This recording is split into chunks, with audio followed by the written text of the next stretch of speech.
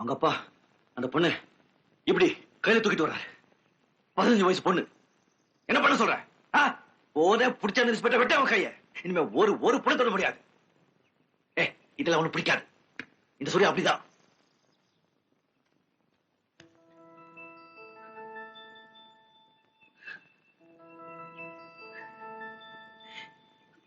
என்னாச்சு?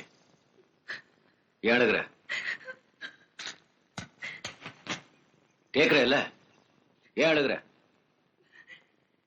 பிடிக்கலையா? இந்த மாதிரி ஆடு, அடிதடி ஆடு பிடிக்கல. இங்க பாரு, என்ன பிடிச்சிருக்கு. அதுக்கே ஆடுற? தெரியல.